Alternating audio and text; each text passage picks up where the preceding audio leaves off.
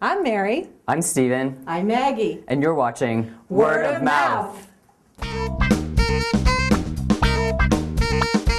time is upon us. We fight now or never. We're lighting a fire. They'll remember forever. We go to the Bastille, the symbol of terror. We'll swing the gates open. We'll lead them to freedom. We'll show them the way. Tonight I saw A Tale of Two Cities. I did not know the story going in. I did know that it was two men who were in love with a woman. That's all I knew. Best of times, worst of times. That's all I know. Sidney Carton is an attorney, drunk, dissipated gentleman in London who defends a French nobleman who has moved to and been framed when he comes to England. It's just prior to the French Revolution. Charles Darnay is maybe the opposite of Sidney Carton. He is prim and proper, his hair is pulled back and it's like in a tight ponytail, and Sidney Carton's is all loose and wild. Charles Darnay is a descendant of the Evermonds. He does not agree with how they're ruling France and denounces his name and takes his mother's name and leaves the country. And he moves to another country and helps the family along the way and falls in love with Lucy. Lucy Minette is a cameo. She's an English rose. She is beautiful.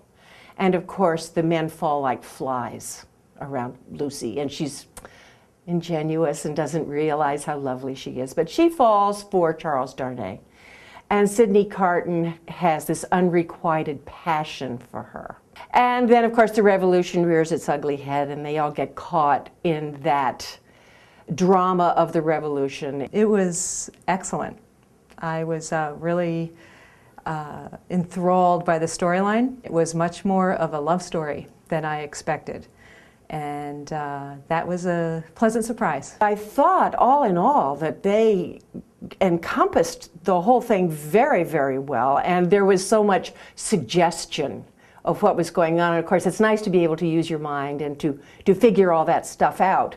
For me, as someone who hasn't seen or who hasn't read the book, it was lost on me. And I thought they could have boiled it down. There were so many little characters and things coming on, but yet I didn't feel like there was actual character development. Like I didn't actually pull for anyone. I didn't feel for Charles Darnay or Lucy Minette.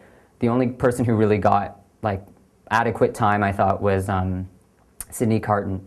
James Barber was the star of the show, no doubt, and you weren't sure of that in the beginning because he was such a louse sitting around drinking, and I felt that I watched him build, and it was probably about a third of within the first act that I realized this guy's the star. James Barber was great. I think he played the role well. He is the standout of the show. And he really milked every line for all it was worth. Well, it is sort of his show. I mean, everyone else has to be there, and everyone else does a wonderful, wonderful job. But it is James Barber's tour de farce. His mother would be proud. I liked Brandy Burkhart, who played Lucy Minette. I thought she had like a cute voice, and she was pretty. When she was on stage, my eye sort of went to her. I just don't feel like she got developed enough for me to really feel for her. I think everyone did the most they could with the parts they were given. I don't think it's fair to pull out any one person because it is such a huge ensemble piece. The costumes were beautiful. It seemed like they spent a lot of money and they were like lavish and big. And then there was like this beautiful set, which was like a painting at the back. But then between that, there would be these moving pieces. They were like sort of skeletal outlines of a set, and that felt disconnected from these really lavish costumes and then having these really minimal sets.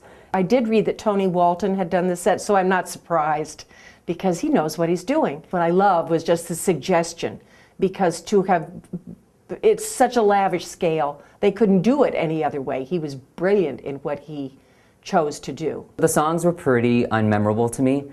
There was no standout song that I thought I would want to hear again. Is there anything that's tripping off my tongue as I walk out? I can't say that there is, because I think that it told such a story from the beginning to the end. So it's not something that I'm walking away with the big, here's my showstopper number. Their voices were great. They had really big, strong, sort of vibrato voices.